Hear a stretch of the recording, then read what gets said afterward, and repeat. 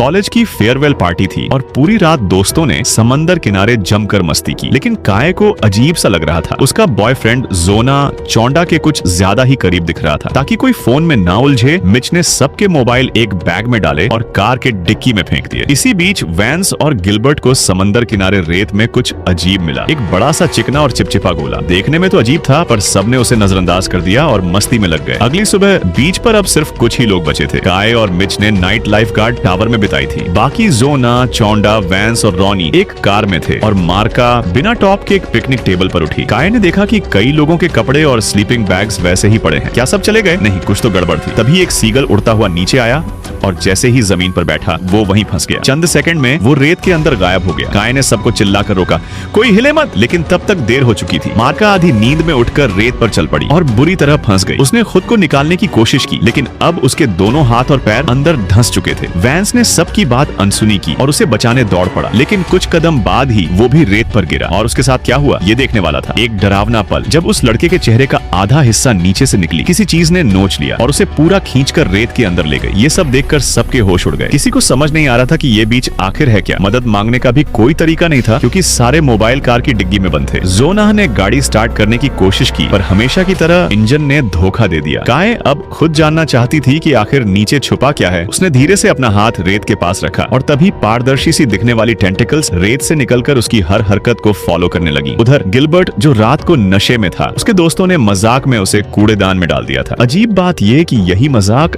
आज उसकी जान बचाने वाला था। गिलबर्ट अब होश में आता है, गालियां देता है, बाहर निकलने की कोशिश करता है, लेकिन उसका मोटा शरीर अंदर फंस चुका है। मिच सबको समझाता है, जब तक रेत को मत छुओ तब तक हम थोड़ी देर के लिए सुरक्षित हैं। मगर वक्त बीतने लगा और सबका हौसला डगमगाने लगा। हाय को समझ नहीं आ रहा था। कल रात तो हम सब आराम से रेत पर खेल रहे थे, अब अचानक ये मौत क्यों? बाकी लोग कहाँ गए? क्या ये राक्षस सबको खा गया? ये सवाल उनके दिमाग में जहर की तरह घुलने लगे। लेकिन सबसे बुरा हाल गिलबर्ट का था। न सिर्फ वो बुरी तरह फंसा था, बल्कि अब तेज धूप में तंदूर की तरह जल भी रहा था। पागलपन की हद तक पहुंचकर वो कूड़ेदान को जोर जोर से हिलाने लगा। किसी भी तरह निकलने की कोशिश में गिलबर्ट की तकलीफ देखते हुए जोना ने दूर से उसे सनस्क्रीन फेंक दी। दूरी जरूर ज्यादा थी, लेकिन जोना का निशाना एकदम सटीक था। गिलबर्ट ने जल्दी जल्दी वो लोशन अपनी स्किन पर लगाया और तुरंत उसे राहत महसूस हुई। तभी हाय की नजर एक अजीब चीज पर गई। सबने उसकी तरफ देखा। वो वही गेंद थी जो पिछली रात वेंस और गिलबर्ट को मिली थी, लेकिन अब वो फटी हुई थी। और तब सबको समझ आया कि रेत के नीचे जो क्रिचर था वो उसी बॉल से निकला है। असल में वो एक अंडा था। जब सब सो रहे थे उसी वक्त वो फूटा और वो जीव रेत में छिप गया। अब जो पतले पतले धागे जैसे दिख रहे थे वो उसी के टेंटिकल्स थे। अब ये समझने के लिए कि उस क्रिचर का अटैक करने का रेंज कितना है, कि ने एक सॉसेज रेत पर फेंका। जैसा सोचा था वो तुरंत गायब हो गया। उसने 2-3 बार और ट्राई किया और आखिर में एक सॉसेज ऐसा था जिसे किसी ने नहीं छुआ। अब उन्हें पता चल गया कि कहां तक वो क्रिचर पहुंच सकता है। उस लिमिट से आगे अगर वो पहुंच जाए तो जान बच सकती है। लेकिन प्रॉब्लम ये थी कि वो सेफ जोन काफी दूर था और वहां तक बिना रेत को छुए पहुंचना आसान नहीं था। तभी जोना के दिमाग में एक आइडिया आया। कार में 2 सर्फ बोर्ड रखे थे। उसने एक बोट को रेत पर रखा और उस पर चढ़ गया। फिर धीरे धीरे दूसरा बोट आगे रखता गया। शुरुआत में सब सही चल रहा था, लेकिन जैसे ही उसने एक लकड़ी की स्टूल पर पैर रखा तभी वो राक्षस हमला कर बैठा। उसने पीछे से सर्फ बोर्ड को खींच लिया। जोना का बैलेंस बिगड़ गया। वो गिरने ही वाला था, लेकिन आखिरी वक्त पर उसने हाथों से खुद को थाम लिया। मगर सर्फ बोर्ड लगातार पीछे खिसकता जा रहा था और अब उसके पास ज्यादा वक्त नहीं था। जोनाह की तरफ फिर से वो टेंटिकल्स लपके सीधा उसके पेट को भेदने के लिए। मगर जोनाह ने जान बचाने के लिए पूरी ताकत से छलांग लगाई और एक पिकनिक टेबल पर चढ़ गया। जान तो बच गई, लेकिन पेट में गहरी चोट लग चुकी थी। थोड़ी ही देर में जलन और दर्द पूरे शरीर में फैल गया, जैसे किसी जहरीले चीज ने काट लिया हो। टेबल पर लेटे लेटे उसकी नजर मार्शा के बैग पर पड़ी, जो पास ही गिरा था। उसने जल्दी से बैग टटोला। तभी एक केला रेत में गिर गया। जोनाह ने बिना सोचे केला उठाया और तभी उसे महसूस हुआ कि उस पर कोई हमला नहीं हो रहा। उसने धीरे धीरे केला हाथ में लेकर आग की तरफ बढ़ना शुरू किया। अजीब बात यह थी कि टेंटिकल्स अब दूर रह रहे थे। जोनाह को समझ में आ गया, ये राक्षस आग से डरता है। उसने फौरन आग की जगह पर छलांग लगाई और उसका शक सही निकला। मगर तब सबने देखा कि उसके पेट पर पड़े फफोले अब फटने लगे थे और मवाद बह रहा था। जबरदस्त दर्द में वो फिर से पिकनिक टेबल पर लौट आया। तभी के ने चिल्लाकर कहा, बैग में और देखो। जोनाह ने दोबारा बैग खोला। अंदर कुछ ड्रिंक्स और पानी की बोतलें थीं। उसने एक सोडा मिच को फेंका, लेकिन इतनी ताकत से फेंका कि सोडा जमीन पर जा गिरा और उसी झटके में उसका घाव और गहरा हो गया। खून उफल दफन पड़ा और जोनाह वहीं लेट गया। अब उसमें हिलने की ताकत नहीं बची थी। इधर राक्षस ने रुख बदला, पहले सर्फ बोर्ड्स को घसीटा, फिर टायरों को खाने लगा। गाड़ी अब आधी से ज्यादा रेत में समा चुकी थी और अगर ऐसा ही चलता रहा तो कुछ ही देर में ये सबको निगल जाएगी। गर्मी इतनी तेज थी कि समंदर किनारे कोई दिख भी नहीं रहा था। बाहर मदद के लिए चिल्लाने का कोई फायदा नहीं, बस एक ही रास्ता बचा था, फोन। लेकिन ट्रंक खोलना जरूरी था और उसके लिए पिछली सीट हटानी थी। चांदा और रॉनी की हालत ऐसी नहीं थी कि सीट खींच सके। रॉनी ने ठान लिया वो मौत का इंतजार नहीं करेगी। उसने दोनों पैर बम्पर पर रखे, एक हाथ से चांदा का सहारा लिया और दूसरे हाथ से चाबी ट्रंक के लॉक में डाल दी। ट्रंक खुलने ही वाला था कि रॉनी का पैर फिसल गया। वो गिरने ही वाली थी कि मिच ने तेजी से बॉडी हुक उठाया और उसे थाम लिया। सबने मिलकर पूरी ताकत लगाई और ट्रंक खुलने ही वाला था कि तभी पास ही से बीच पेट्रोल की गाड़ी आ गई। सायरन की आवाज से रॉनी बुरी तरह चौंक गई और घबराहट में ट्रंक फिर से बंद हो गया और रॉनी का हाथ फंस गया। सबने मदद के लिए हाथ हिलाए। काय ने पेट्रोल ऑफिसर एलेक्स को चिल्लाकर बोला, गाड़ी से मत उतरना। उसने गिड़गिड़ाकर कहा कि रेत के नीचे कोई खतरनाक चीज है जो लोगों को खा जाती है। लेकिन एलेक्स को उस पर यकीन नहीं हुआ। उल्टा उसने इन्हें नशे में होने का इल्जाम लगाया। जैसे ही एलेक्स ने जोना को बेहोश हालत में देखा, वो बाहर आया और उसकी तरफ बढ़ा। सबको लगा अब ये भी गया, लेकिन हैरानी की बात ये थी कि कुछ नहीं हुआ। एलेक्स एकदम सुरक्षित था क्योंकि उसने जूते पहने थे। लगता है जब तक स्किन सीधे रेत को टच नहीं करती तब तक वो चीज कुछ नहीं कर सकती। अब एलेक्स सीधा जोना के पास जा पहुंचा। एलेक्स ने पहले जोना के पेट को देखा और घिन से मुंह फेर लिया। उसे लगा जैसे उसे कोई गंभीर बीमारी हो। फिर वो गिलबर्ट की तरफ बढ़ा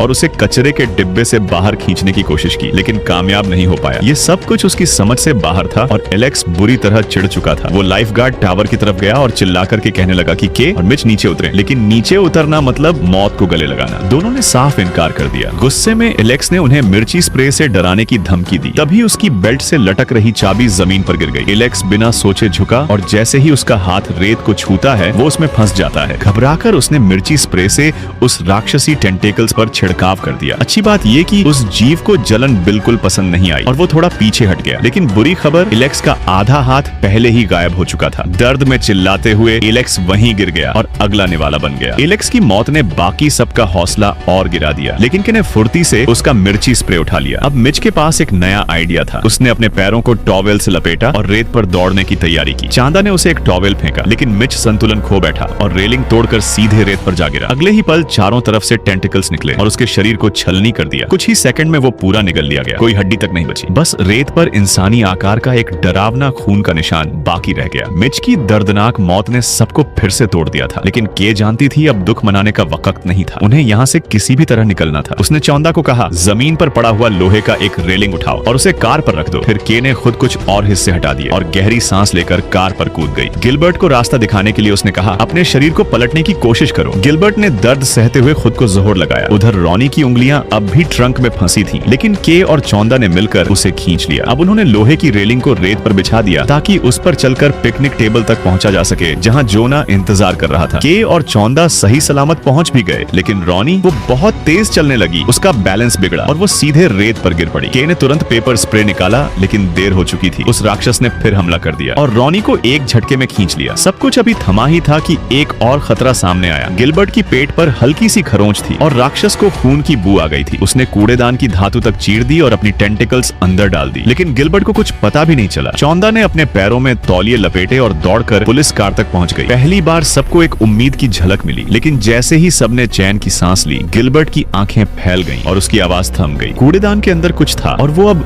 बाहर आने वाला था। रेत के नीचे जो पतली पतली टेंटिकल्स थीं, अब मोटी और ताकतवर हो चुकी थीं। उन्होंने गिलबर्ट को जकड़ा और सीधे रेत के नीचे खींच लिया, लेकिन कहानी वहीं खत्म नहीं हुई। अब वो पुलिस कार पर टूट पड़ी। चांदा जोर के झटके से गिर पड़ी और बेहोश हो गई। रात होने पर उसकी आंख खुली और किसी की आवाज सुनाई दी, काय की। चांदा कार की छत पर चढ़ी तो वहाँ एक लाइफ राफ्ट पड़ा था। उन्होंने उसे बुलाया और जोना को धीरे धीरे उस पर चढ़ाया। किसी तरह तीनों लोग कार के अंदर वापस आ गए, लेकिन खतरा अभी खत्म नहीं हुआ था। जमीन फिर हिलने लगी। अब वो टेंटिकल्स और भी मोटी थी और नीली रोशनी में चमक रही थी। काय समझ चुकी थी अब कोई रास्ता नहीं बचा। वो छत पर गई, पेट्रोल का डिब्बा उठाया और चारों तरफ रेत पर पेट्रोल उड़ेल दिया। टेंटिकल्स जैसे ही पास आई, काय ने जेब से माचिस निकाली और आग लगा दी। टेंटिकल्स धू धू कर जल उठी। वो तुरंत कार में वापस आ गई। राक्षस ने दरवाजा खोलने की कोशिश की, लेकिन नाकाम रहा। कई घंटे बीते। रात धीरे धीरे शांत हो गई और वो टेंटिकल्स हमेशा के लिए जलकर राख हो गई। लेकिन तब तक जोना की सांसें थम चुकी थी। उसकी हालत बहुत बिगड़ चुकी थी। सुबह होते ही एक सर्फर लड़का उधर से गुजरा और काय और चांदा को देखकर चौंक गया। दोनों धीरे धीरे बाहर निकली, रेत को हाथ से चेक किया और लंबी सांस ली। आखिरकार वो बच गई थी, पर वो सोच भी नहीं सकती थी कि राक्षस मरा नहीं था, बस उसकी एक टेंटिकल जली थी। आखिरी सीन में एक विशालकाय जेलीफिश को दिखाया गया जो चुपचाप तैरती हुई अब एक दूसरी भीड़ भाड़ वाली बीच की तरफ बढ़ रही थी।